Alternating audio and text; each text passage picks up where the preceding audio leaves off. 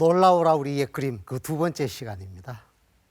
두 번째 시간의 주제는 옛사람의 얼굴입니다.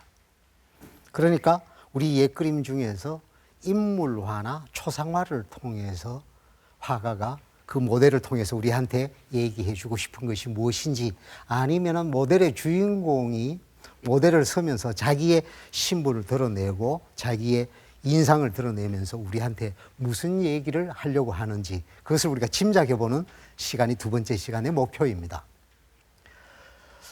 글쎄요, 관상을 잘 보시는 분들이 있으시겠지만 놀라웠게도 남자 나이가 40이면 자기 얼굴에 책임을 져라 라는 말이 있는데, 이 말은 조선의 관상쟁이가 한 말이 아닙니다. 누가 한 말일까요? 에이브럼 링컨이 한 말입니다. 정말 놀랍습니다. 그러니까 관상이 동양적 어떤 동양학의 한 징표로서 관상이 있는 것이 아니라 서양에서도 인간의 얼굴에 대한 내재되어 있는 얼굴에 대한 오래된 관념들이 있었죠. 링컨의 그 말은 무엇일까요? 40 동안의 평생을 살면서 그 사람이 한 일과 생각 이런 것들, 온갖 경험이 온축된 그 40년의 세월이 어디에 드러난다는 겁니까? 얼굴에 드러난다는 얘기죠. 그죠? 그 링컨의 그 말은 생각해 볼수록 우리가 그냥 단순히 심심풀이로 이야기하는 관상이 아니라 관상의 얼마나 거기에 진실되고 어떤 말하자면 삶에서 깨달은 지혜가 거기에 들어있는가 한번 생각해 보는 계기가 되는 명언이기도 합니다. 자, 우리 시대 우리 이 조선 시대의 초상화들이 가지고 있는 특징은 무엇인지 제일 먼저 오늘 모델 한 분을 이 자리에 모시고 그분의 상부터 먼저 한번 보도록 하겠습니다. 첫 번째 우리 앞에 등장하신 분은 최재공이라는 분입니다. 최재공, 호가 번암입니다. 영종조 시절의 명재상이었습니다. 뛰어난 정치인이었죠. 그 시절에 남인은 소수파였습니다. 집권 세력이 아니었습니다. 근데 남인의 영수로 이 양반이 삼정승 6판서를 거의 다 지냈습니다. 놀라웠죠. 그 시대에도 가령 노론들이 득세를 했는데 그 노론에 득세한 사람들이 이렇게 승승장구 관운이 좋은 번암을 보고 말이죠, 이런 말을 했습니다. 100년 이래에 처음 있는 인사라 그랬습니다. 남인이 정승 자리에 오르는 것이 말이죠, 100년 이래 처음이라고 그랬습니다. 영조도 총애를 했습니다. 정조도 매우 번암 최재공을 아꼈습니다. 기록에 보면은 사실에 어떤 내용이 나오느냐면 번암 최재공은 매우 후덕한 인물이었다고 합니다. 관후한 성정을 지니고 있었다. 관대하고 두터운 덕을 쌓은 분이다. 이런 얘기를 했습니다. 어떻습니까? 여러분들이 전문가는 아니지만 상을 한번 보십시오. 그 관후한 성정이 얼굴에 드러나는지요. 근데 얼굴은 보면 웬일인지 표정이 말입니다, 조금 울상입니다. 아닌 게 아니라 이 시절에 이 초상화를 그릴 때 매우 많은 스트레스를 받았습니다. 이분이 그 정조가 화성축성이라는 국가적 프로젝트를 수행을 하는데 거기에 최고 공사 감독을 이분을 맡겼습니다. 그래서 공기를 엄청나게 단축을 하고 그야말로 공사를 그렇게 하면서도 그 하자가 전혀 발생하지 않았습니다. 수원의 그 화성축성 당시의 우리의 공학적 측면, 이런 그것들이 그 축성에 많이 이제 개입이 됐는데요. 다산정약용이 거중기라는 걸 만들어서 거기에서 실험도 하고 그랬었습니다. 한나라의 공학적 기술적 성취가 그 축성하는 가운데 다 녹아들어 있었다는 얘기죠. 공사 감독을 하고 공기를 단축시켰으니 정조가 칭찬을 해야 됩니다. 그래서 이때가 좌의정 때입니다. 좌의정한테 정조가 한나라 최고의 화원, 최고의 기량을 발휘하는 이명기라는 화원한테 시켜서 번암 재상의 초상을 그려주게 하라 라고 직접 명령을 했습니다. 여러분, 그건 정말 가문의 영광입니다. 개인의 명예를 넘어서서. 아니, 벼슬아치로 임금이 그 자기가 데리고 있는 부하한테 당대 최고의 황혼을 시켜서 부하의 초상화를 그려주게 직접 지시를 했다는 것은 그 모델이 되는 사람은 엄청난 감동일 것 아닙니까? 아는 게 아니라 임금의 지시로 자기가 모델을 서야 되니까 집에서 제일 좋은 돗자리를 깔았습니다. 집 밑에 저게 어디 산일까요? 화문석입니다. 강화 화문석입니다. 강화 화문석을 탁 깔고 말. 자기가 집에서 평상시에 입었던 옷 중에서도 다림질이 제일 잘 된 연분홍 살구빛 시복을 입었습니다. 예, 시복을 입고 손에는 부채를 들고, 그리고 거기에 딸려 있는 줄이 보이죠? 저게 매듭이 있는 저게 뭐냐면 향주머니입니다. 향갑입니다. 딱 들고 아주 근엄하게 모델이 됐습니다. 이 그림을 정조가 화훈한테 명령을 해서 그리게 됐으니 이분이 모델을 서면서도 그 성상에 하회와 같은 은혜에 얼마나 감업을 했겠습니까? 그죠? 그래서 이분이 이 그림을 다 화가로부터 그래서 초상을 받고 나서 자기의 소감을 왼쪽 위에다가 소감을 다 적어 놓았습니다. 뭐라고 써놨는지 여러분 한번 자세히 들어보십시오. 너의 몸, 너의 정신은 부모의 은혜요. 머리에서 발끝 모두가 임금의 은혜라네. 손에 든 부채도 임금의 은혜요. 손에 들고 있는 향주머니도 임금의 은혜라네. 내 한 몸을 꾸미고 있는 모든 것이 은혜 아닌 것이 하나도 없으니 죽어서도 부끄러운 바는 그 은혜에 보답할 길이 없기 때문이라네. 이렇게 써놨습니다. 여러분, 조선시대 벼슬아치들의 로열티가 무릇 이러합니다. 정말 그 임금이 자기를 총애하고 인사에서 파격적인 혜택을 주고 그랬을 때 감업하는 것과 떠나서 내 신체 발부야말로 전부 수지부모라, 부모로부터 받은 거지만 그 외의 모든 것은 전부 임금의 하회와 같은 성은을 입어서 내가 오늘 성장을 했다. 그러니 임금이 시키는 일이라면 목숨까지도 내던지고 충성하겠다. 이런 뜻을 자기 초상화에 적어 놓았습니다. 참 조선시대의 충성도가 높은 신하의 심회를 엿볼 수 있는 초상화라고 할 수 있겠죠. 번암 최재공은 탕평책에 적극 참여를 했습니다.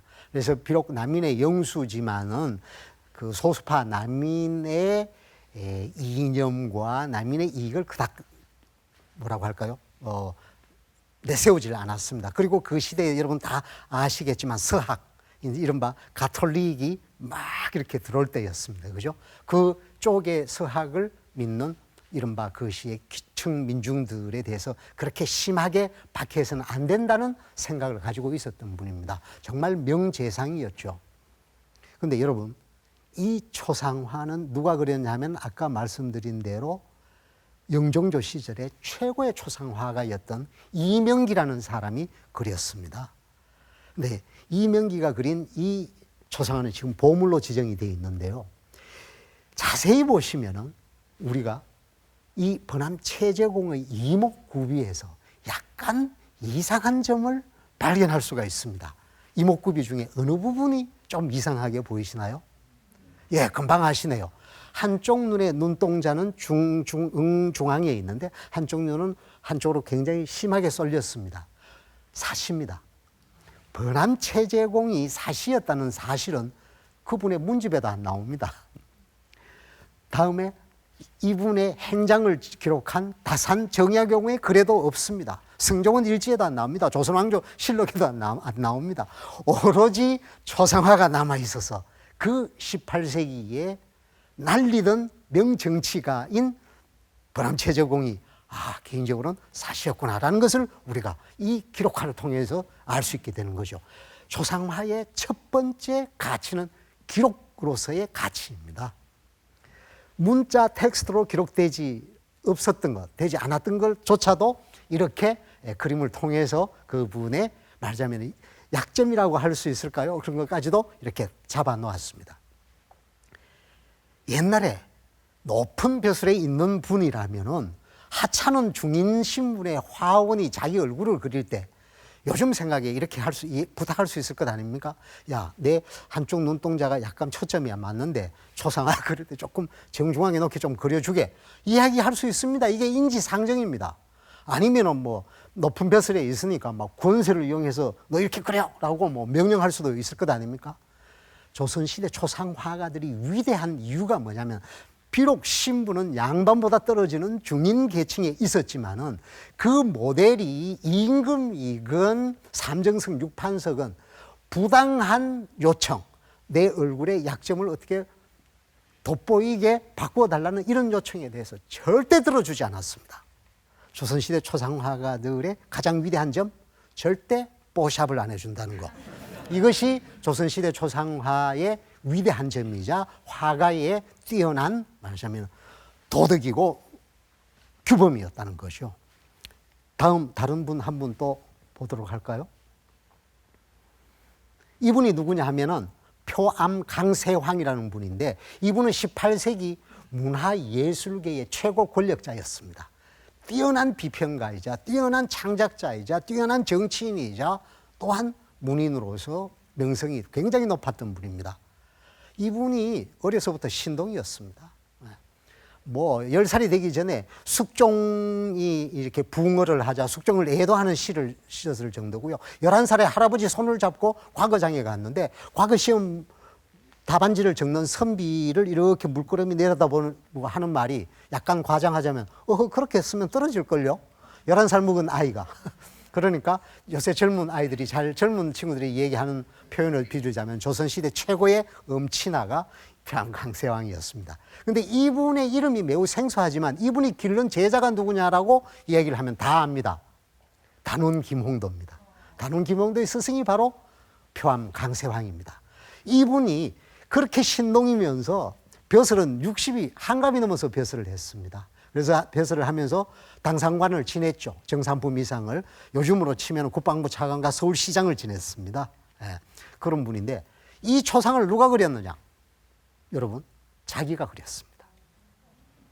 그런 고위 관료가, 조선시대는 고위 관료가 산수화도 아니요 사군자도 아닌 그리기 그렇게 어렵다는 초상화, 인물화를 자기를 더군다나 자기 자화상을 이렇게 그렸습니다. 놀라운 실력 아니겠습니까? 그러니 이 사람을 당대 18세기 예림의 총수라고 불러도 조금도 부족함이 없는 그런 인재였던 거죠. 자화상입니다. 근데 여러분 자세히 보십시오. 이 자화상이 뭔가 이상한 요소가 있습니다. 뭔가 상식에 맞지 않는 요소가 있습니다. 무엇이 잘못됐다고 생각이 듭니까? 힌트를 드리면 패션입니다. 패션.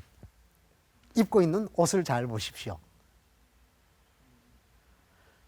정답은 이겁니다. 머리에 쓰고 있는 저 모자는 오사모라고 불리는 건데 저게 바로 관모입니다. 관모. 벼슬아치가 조정에 나아갈 때 저 모자를 쓰죠. 그죠? 관직에 있는 사람들이 쓰는 모자입니다. 자, 관모를 쓰면은 옷은 어떤 복장을 해야 되죠? 관복이죠. 이분이 관복입니까? 아닙니다. 이게 평상복입니다. 외출복입니다. 이런 옷을 입었습니다. 이것은 자기를 그리면서 이렇게 이상한 복장으로 패션으로 그린 것은 무슨 이유일까요? 일부러 그랬겠죠. 그죠? 일부러 그렸습니다. 표암 강세왕이 복장 도착증 환자였다는 기록이 없습니다. 자기가 남이 그려준 것도 아니고 자기를 그리면서 말하자면 전장에 나가는 장수가 머리에는 투구를 쓰고 옷은 배잔방이 차림으로 나가는 것과 똑같은 이상한 매치가 되지 않는 이런 패션으로 자기를 그렸습니다. 이유가 무엇일까요? 그 이유는 이분이 직접 그림 속에 적어 놓았습니다. 자, 이렇게 격에 맞지 않는 패션을 한 이유를 제가 한번 해석해 드리겠습니다. 뭐라고 써놨느냐? 저 사람이 누구인가? 자기를 저 사람이라고 지칭을 합니다. 머리칼과 눈썹이 온통 새하얗구나. 머리에는 오사모를 썼는데 겉옷은 야인의 복장을 하고 있네. 이를 보면 알 수 있다네. 이름은 조정의 명부에 올랐는데 마음은 살림에 내려가 있기 때문이라네. 가슴 속에 수많은 장서를 품고 있고 붓을 들어 글을 쓰면 오악을 건들 만한데 사람들이 어찌 알아줄까? 나 스스로 즐길 따름이라네. 늙은이의 나이는 70이요 늙은이의 호는 노죽인데 그 얼굴은 자기가 그리고 이 글 또한 자기가 지었네. 때는 바야흐로 이민년이라. 이렇게 써놓았습니다. 아시겠습니까? 머리에는 관모를 쓰고 겉옷은 평상복을 한 이유가 내 비록 당상관이라는 높은 벼슬을 하고 나라의 큰 녹봉을 받아 먹는 그런 벼슬 자리에 있는 관리지만은 내 마음은 늘 이 무거운 오사무를 벗어던지고 산림, 즉 고향에 내려가서 동무들과 더불어서 유유자적하면서 시를 짓고 음악을 즐기는 그런 풍요로운 삶을 살아야 될 것인데 이런 마음을 담아서 자기를 그린 자화상을 이렇게 반관 반민 패션으로 이렇게 만들었다는 겁니다. 네. 재미있는 초상화인데 이 초상화도 문화재로 지정이 되어 있습니다. 보물입니다. 매우 특색이 있는 초상화니까 그렇죠.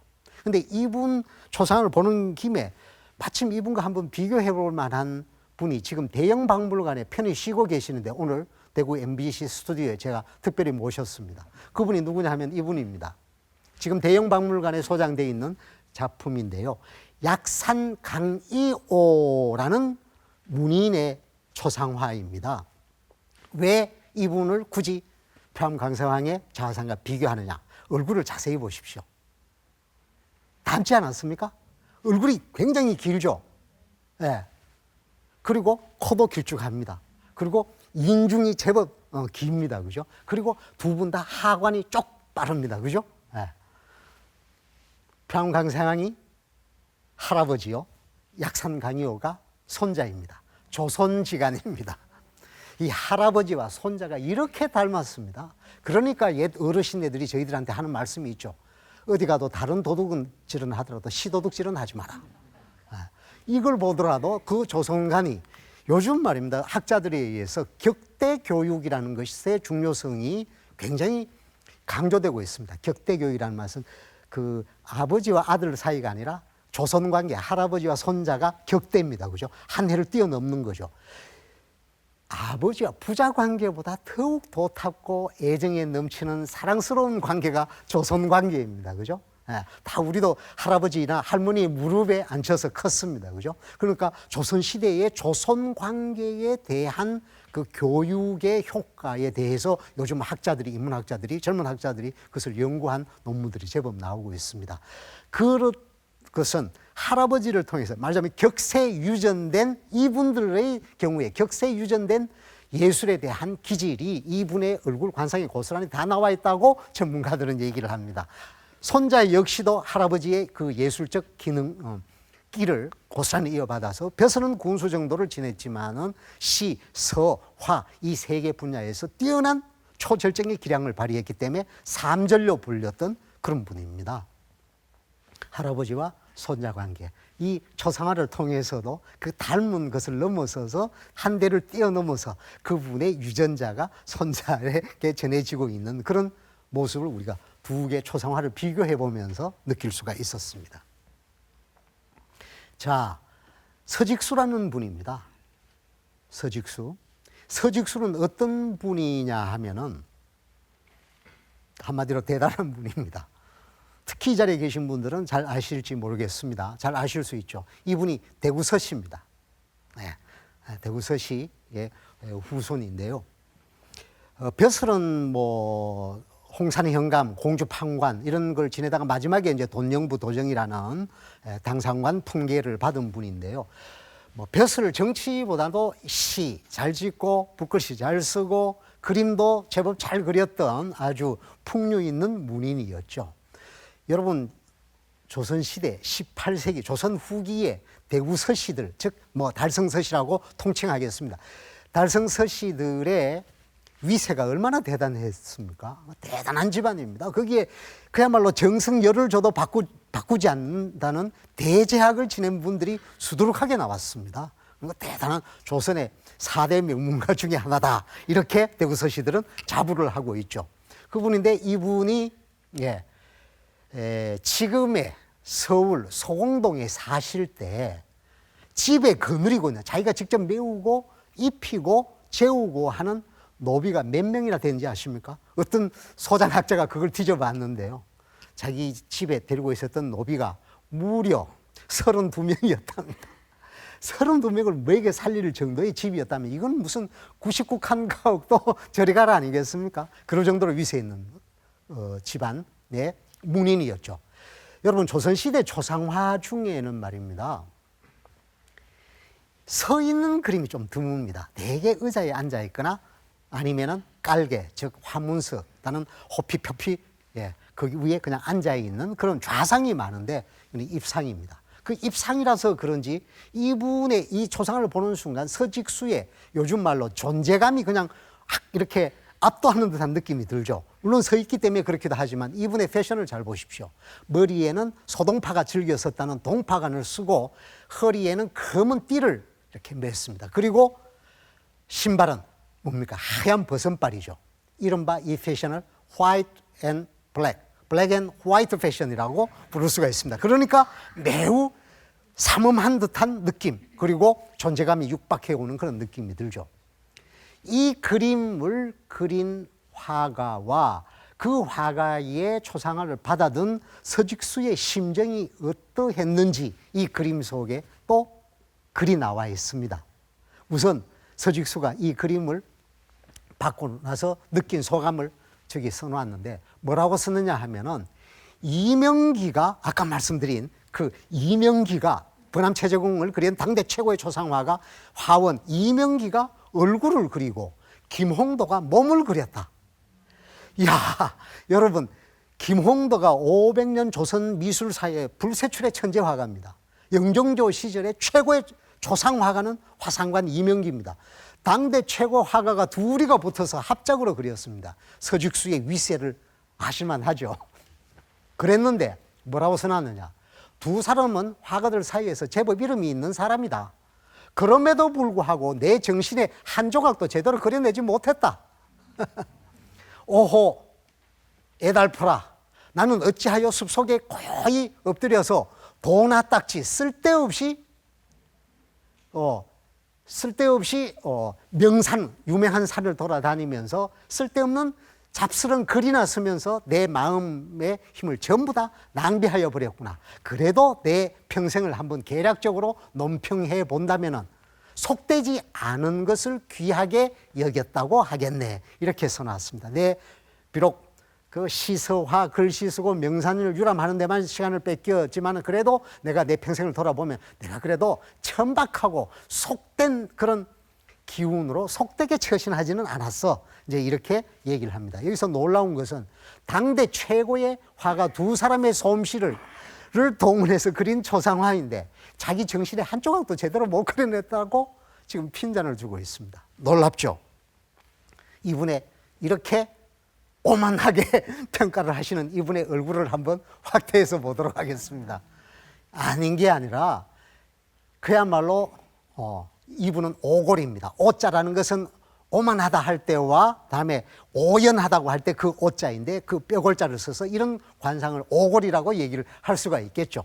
오불관원이라는 그런 표현도 어울릴지 모르겠습니다. 누가 뭐라고 하건 내 생각이 바르면은 그것으로 끝이지 남들의 의견 그다지 중요하지 않다는, 내 일을 가련다라는 그런 의지와 오연함이 이 관상 속에 잘 배어져 있는 것 같습니다.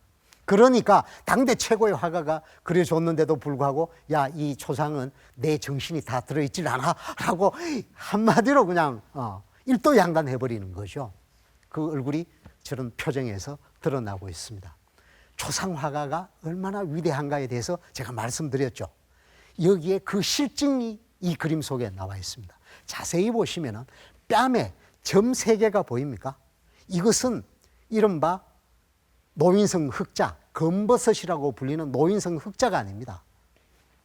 이 점 3개는 피부학에서 이야기하는 전문 용어를 빌리면 이 점 3개는 뭐냐면 후천성 멜라닌 세포 모반입니다. 검은 점 하나도 저것이 노인성 흑자, 나이가 먹어서 저절로 생기는 것인가, 아니면 피부의 색소의 변이 현상이 일어나서 생긴 점인가라는 것을 초상화가 구분해서 그렸습니다. 놀랍죠? 그런데 더욱 놀라운 것은 아래쪽 점에 털이 몇 개 보이십니까? 정확히 보면 3개입니다. 지금 눈에는 2개 정도가 보이는데 이 털 3개를 피부학자가 현미경을 통해서 관찰을 했습니다. 그랬더니 무릎을 칠 만한 것이 발견이 됐습니다. 털 3개가 있는데 하나의 털은 모공 하나에서 빠져나온 것이고 나머지 2개의 털은 한 모공에서 털이 2개 나온 것을 그렸다는 겁니다. 여러분, 이게 뭐겠습니까? 조선시대 초상화가들의 가장 중요한 매뉴얼은 뭐냐면은 일호불사변시타인이라는 말로 표현이 되는데 이것이 초상화들의 모토입니다. 즉 터럭 한 올이라도 같지 않으면은 이는 곧 다른 사람이다 이겁니다. 그래서 우리 조선 초상화에서 수염 개수를 헤아리면은 이분의 그 시절에 털이 몇 개 있는지를 확인할 수가 있다고 해도 과언이 아닙니다. 그야말로 임상학적 측면에서도 틀림없는 일호의 가감도 없는 그런 그림을 우리 조선 초상화가들이 남겼습니다. 근데 이렇게 똑같이 그린 이유가, 이렇게 털럭 하나도 빼먹지 않고 그린 이유가 뭐냐? 초상화가들의 지상 목표는 뭐냐 하면은 이형사신이라고 그랬습니다. 이형사신. 그것은 뭐냐 하면은 그 형태, 즉 그 사람의 모습, 얼굴을 통해서 정신을 그리는 것이 목표였습니다. 그런데 그 사람의 정신을 그리기 위해서는 그 사람의 겉모습과 똑같이 그리지 않고 어떻게 다른 얼굴에 그 사람의 정신이 들어가겠습니까? 그렇죠. 그러니까 그 사람의 정신을 그리는 것이 초상화가의 목표인데 그 정신을, 그 모델의 정신을 그 초상화에 담기 위해서는 털 하나라도 빠지지 않고 고스란히 그렸다는 겁니다. 이것이 놀라운 초정밀 조선시대 초상화가의 기량이었던 겁니다. 그냥 닮게 그리는 정도가 아니라 그 닮은 모습을 통해서 그 사람만이 가지고 있는 독특한 정신 세계를 그 초상화에 담으려 하는 것이 지상 목표였다는 거죠. 조선의 초상화의 그 위대한 점은 얘기를 하자면 끝이 없을 정도입니다. 네. 다음 이제 인물화 하나를 보도록 할까요? 그 단원 김홍도가 그린 포이풍류입니다. 포이라는 것은 배옷입니다. 배옷. 배옷. 여러분, 벼슬 한 선비들은 무슨 옷을 입었을까요? 비단 옷을 입죠. 네. 포이, 배옷을 입었다라는 말은 뭐냐면 벼슬 하지 않는 선비다라는 뜻입니다. 벼슬 하지 않은 선비가 이렇게 풍류를 즐기는 모습입니다. 이 그림은 은퇴한 선비거나 아예 출사, 즉 벼슬 길로 나아가지 않은 선비가 망중한을 즐기는 그림인데요. 이 그림은 한마디로 18세기 선비 집안의 인테리어를 엿볼 수 있는 그림이다. 이렇게 얘기할 수 있습니다. 풍류 넘치는 선비들이 이렇게 해놓고 살았다. 이렇게 생각할 수가 있겠죠.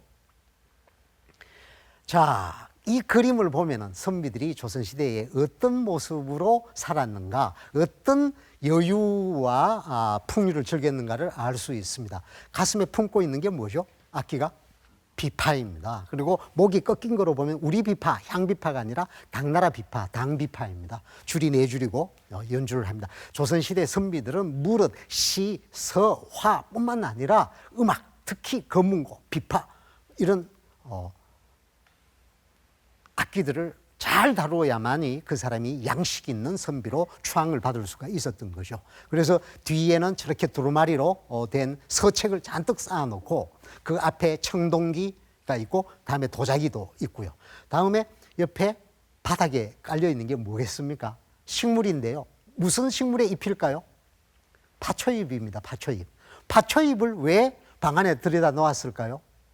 여러분, 조선시대 회화 중에서 파초잎이 나올 경우에 그 의미는 무슨 뜻이냐? 독학이라는 의미입니다. 혼자서 공부한다.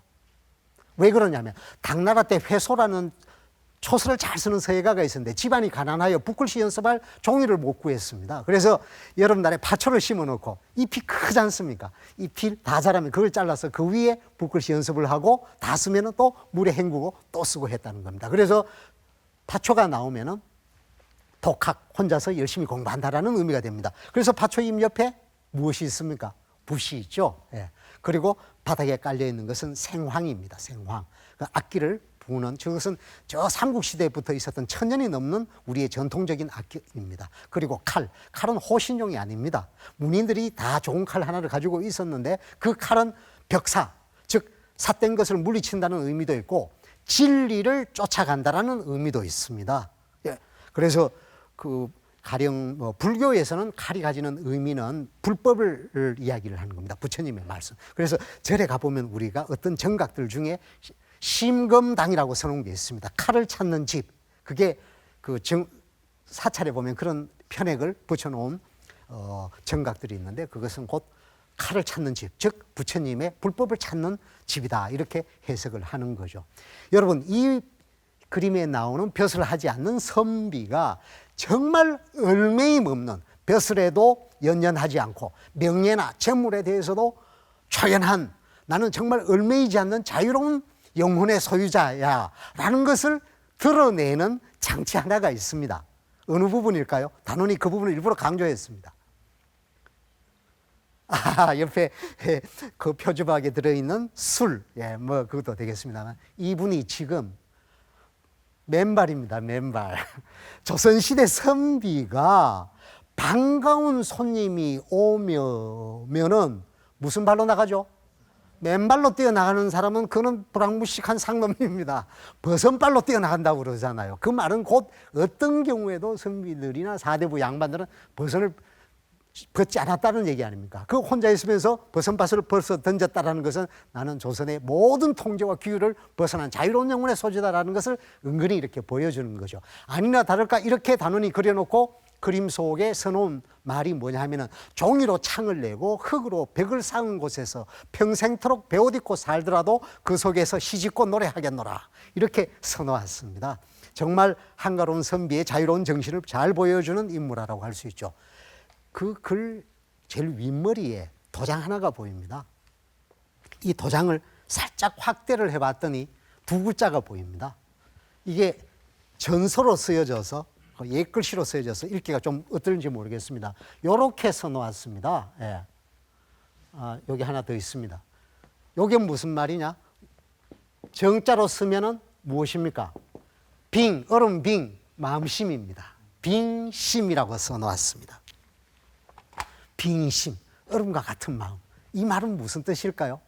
깨끗하고 고결하고 아무런 흠이 없는 그런 선비의 마음을 표상하는 말이 빙심입니다. 그래서 옛날 조선시대 화가들이나 문인들이 자기 그림을 거나 시를 써놓고 도장을 찍을 때 이 빙심이라는 두 글자를 많이 썼습니다. 이 빙심이라는 말이 어디에서 나왔냐 하면은 당나라의 시인인 왕창녕이라는 아주 뛰어난 시인이 있었는데요. 그 시인의 쓴 시구절에 나오는 얘기입니다.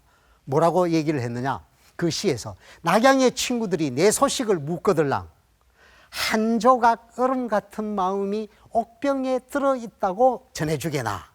여러분, 얼음은 투명합니다. 그 투명하고 단단한 얼음이 옥으로 만든 병에 들어있으면 속이 다 보이죠. 나는 아무런 죄가 없고 하늘을 우러러 한 점 부끄러움이 없는 존재다라는 말을 이야기하는 것이 일편빙심 제5호입니다. 이 글을 많은 문인들이 썼는데 여러분들 잘 아시는 명성황후가 조금 부족한 글씨 솜씨로 일편빙심 제5호라고 왕창녕의 19의 마지막 구절을 썼습니다. 여기에도 빙심이 나오죠. 명성황후 글씨입니다. 글씨가 아주 능숙한 글씨는 아니고 약간 내간체의 요소를 가지고 있는 좀 눌필이라고 할 수 있는 요소입니다. 그런데 이 명성황후 글씨는 수년 전에 경매에 나왔습니다. 최종가 얼마에 낙찰이 됐을까요? 3,700만 원에 낙찰이 됐습니다. 예. 자, 일편빙심, 한 조각 얼음 같은 마음이 옥병에 들어있다네. 아닌 게 아니라 명성황후가 이 글씨와 이 내용을 얼마나 좋아했던지 자기가 거처했던 그 건천궁의 침전에 이름이 누각 이름을 붙였는데 뭐라고 했냐면은 이 글씨 두 개를 따서 옥호루라고 했습니다. 옥으로 만든 병, 옥호루라고 그걸 자기 침전으로 사용했고 거기서 안타깝게도 일본 낭인들에 의해서 시해됐습니다. 예. 그래서 빙심이라는 말은 선비들의 아주 깨끗하고 고결한 그리고 투명한 하늘을 우러러 한 점 부끄러움이 없는 마음을 잘 보여주는 그 시여다, 이렇게 얘기할 수가 있겠죠.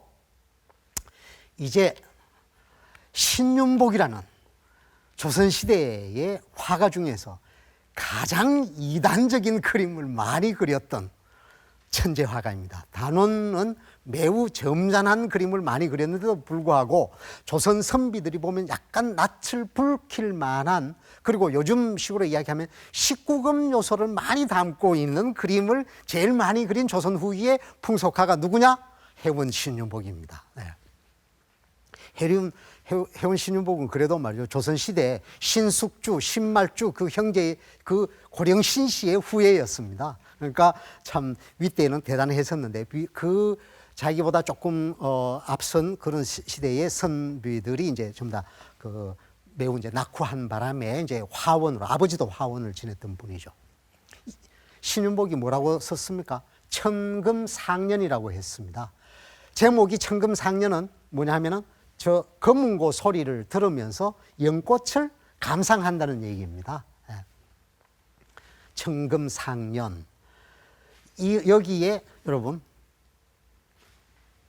이런 정도의 집안에 살 수 있다면 한양의 대갓집입니다. 이건 보통 집안이 아닙니다. 그 마당에 말이죠, 뭐 잔디 같은 게 깔려져 있고 축대가 있고 말이죠, 저렇게 그림에 보다시피 담장에 기와까지 얹어놓고 말이죠, 마당에 그 방지, 네모난 연못을 만들어서 즐길 정도면 한양에서 한가닥 하는 분입니다. 아닌 게 아니라 이분들의 복색을 보면 앉아있는 분이 붉은 띠를 메고 있습니다. 아까 표암 강세왕의 자화상에도 붉은 띠를 맸죠. 붉고 가는 띠를 세조대라고 그러는데, 그 붉은 띠를 매면은 그 사람의 신분은 당상관입니다. 상품입니다. 이상이라고 보시면 됩니다. 이 집에 여러분 자세히 보시면 이 집의 주인이 누구겠습니까? 새 쌍의 남녀가 오늘 이 모임에 등장을 했는데, 누군가 하여튼 주인이 두 사람을 이렇게 초대를 했을 것 아니겠습니까? 두 남자를. 누가 주인일까요? 네. 다른 모든 분들은, 서 있는 분도 의관을 정제하고 있고, 긴 장죽으로 담배를 피는 저분도 갓세다가 가끔도 저게 정말 그 아마 제가 생각하는데 호박이라는 그런 거로 만든 아주 장신구일 것 같아요. 그 두 분인데, 한 분은 제대로 차려입지 않고 방거는 바닥에 두고 그 무릎 위에 기생을 앉힌 저분이 바로 주인공입니다. 이 집의 주인입니다. 주인이 손님을 불러놓고 손님 앞에서 이런 참담한 모습을 보여주고 있으니, 이것이야말로 조선시대 성희롱이 아니고 무엇이겠습니까? 그죠? 네, 그렇습니다. 저 무릎에 기생을 앉힌 남자의 손을 보십시오. 이 손을 일컬어서 젊은 사람 인터넷 용어로 뭐라고 하느냐 하면은 나쁜 손이라고 합니다. 나쁜 손을, 조선시대 나쁜 손을 보여주고 조선시대 성희롱을 보여주는 아주 재미난 그림이라고 할 수 있죠. 물론 선비들이 다 그렇게 학문과 덕행을 보여주고, 그리고 또 도량과 또 식견을 보여주는 선비들만 있었던 건 아닙니다. 풍류라는 이름으로 이렇게 자신들의 조금 농탕한 노름놀이를 보여주는 그런 경우도 있었다는 거. 해원 신윤복은 말이죠, 이런 그림을 그려놓고도, 약간 부끄러운 그림인데 그려놓고도 벽에 저기 그림 속에 써놓기를 뭐라고 써놨냐면, 해석을 하면 이렇습니다. 자리에는 늘 나그네들 손님으로 가득 차 있고 술동이에는 술이 비지 않았네. 이 말은 뭐냐 하면은, 해운 신윤복이가 직접 쓴 글은 아닙니다. 공자의 20대 손이 있는데, 후한시대에 공룡이라는 분이 있었습니다. 이분이 정말 학식과 덕행을 자랑하는 분이고 또한 매우 풍류가 있었던 분입니다. 그래서 자기가 손님을 부르면 언제든지 자리에는 자기가 부르면 손님들이 가득 자기 집으로 올라옵니다. 그 손님들한테 대접할 술은 술동이에서 빌 날이 없었습니다. 그러하니 나는 아무 근심 걱정이 없노라 라고 공자의 20대 손인 풍류를 자랑하던 공룡이 읊었습니다. 그 얘기를 이 그림 속에 집어넣어서 글로서 이렇게 만들었습니다. 여러분, 저 글씨는 공룡이 한 얘기인데요. 공룡이 한 말을 이렇게 써놓았는데요. 해원 신윤복은 정말 초탈한 사람인 것 같아요. 이거 사실은 글자가 잘못됐는데 마지막 문장이 뭐냐면은 이분이 원래는 준중의 주불공이라. 그러니까 술동이 속에 술이 비지 않는다. 이렇게 써야 되는데 주중의 주불공이라 술을 거듭썼습니다. 술 속에서 술이 비지 않는다. 이건 말이 안 되죠. 술동이에서 술이 비지 않아야 된다. 이렇게 해야 되는데 이렇게 글씨를 잘못 써놔놓고 말하자면 오자를 써놔놓고 고칠 생각도 안 하는 것이 해월신윤복이의 너름새라고 이렇게 얘기를 할 수가 있습니다. 이처럼 우리 조선시대의 초상화를 그린 그림이나 인물화를 그린 그림을 통해서 그 모델의 사고방식 또 그 모델이 지니고 있었던 높은 가치관과 뛰어난 학행 이런 그것들을 또 초상화가들이 그야말로 그것을 고스란히 묘사하기 위해서는 그야말로 뺨에 난 털 하나라도 가려서 그릴 정도의 치밀한 묘사력을 보여줬다는 것. 이것이 조선시대 우리 초상화, 인물화 중에서도 초상화가 가지고 있는 위대한 점이라고 할 수가 있겠습니다. 이제 제가 두 번에 걸친 강의는 이제 이것으로 마감을 하도록 하고요. 혹시 이제 질문하실 분이 있으면 한두 분 정도의 질문을 받으면서 강의를 끝낼까 합니다. 뭐 인물화에 관한 것도 좋고 아니면은 지난 시간에 이야기한 동물화, 동물을 그린 그림에 관한 것도 좋고 의문이 있으신 분들은 손을 들고 질문을 해 주십시오. 네.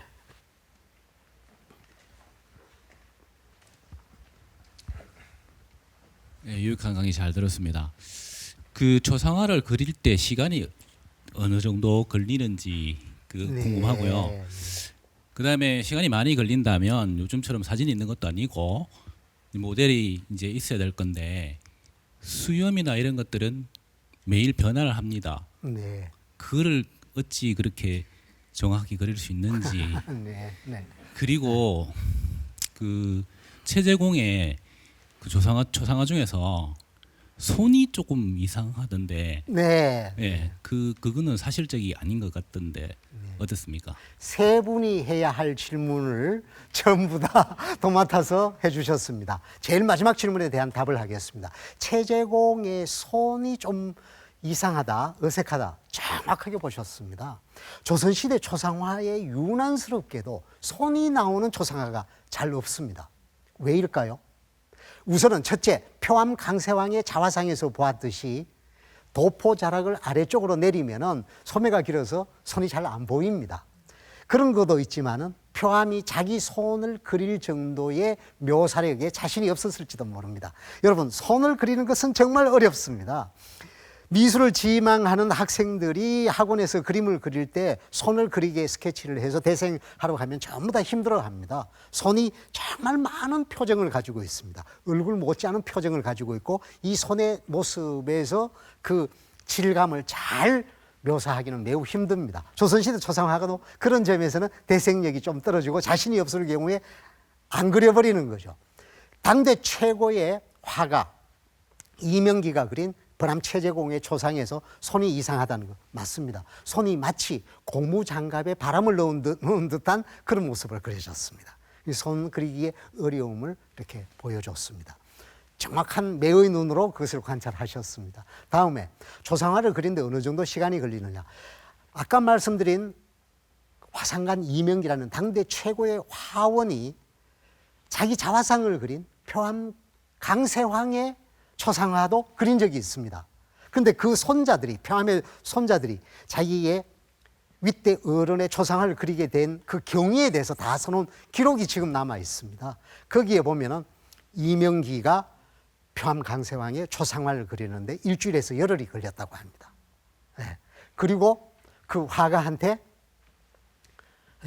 사례로 열량을 줬다 이렇게 나옵니다. 열량을 줬다. 열량으로 하면은 지금으로 하면 한 돈 100만 원 정도 되는 금액이라고 할 수 있습니다. 그런데 아니 초상화를 그리면서 100만 원밖에 안 줘서 그건 좀 너무 싸게 준 거 아니야? 맞습니다. 그 초상화, 표암 강세왕의 초상화도 임금이 이명기를 시켜서 그려주라고 명령을 했습니다. 그러니까 임금이 명령한 임무를 수행하는 화원이 자기 이익을 챙기기 위해서 내 그림은 한 1,000만 원 받아야 돼요. 이렇게 주장할 수가 없지 않습니까? 그래서 한 열량을 받고 그냥 받아들였다. 이런 기록들이 나와 있는 거죠. 이제 뭐 시간이 다 된 것 같아서 제가 마무리를 해야 되겠습니다. 앞으로 여러분들은 우리 박물관에서 우리 작품을 보고 우리 옛날 그림 전통 미술을 보실 때는 그 그림을 감상하는 눈이 어떠해야 하느냐 하면은 요즘의 눈으로 보려고 하지 말고 그 그림을 그린 17세기나 18세기의 마음으로 돌아가서 그 사람들의 습속과 생각을 잘 이해하는 눈으로 보게 되면 그 그림이 입을 담은 그림이 입을 떼서 우리한테 전해주는 말을 할 겁니다. 그 그림이 전해주는 말에 귀를 잘 기울이는 것, 이것이 우리 옛 그림을 감상하는 태도라고 할 수 있겠습니다. 강의 끝내겠습니다.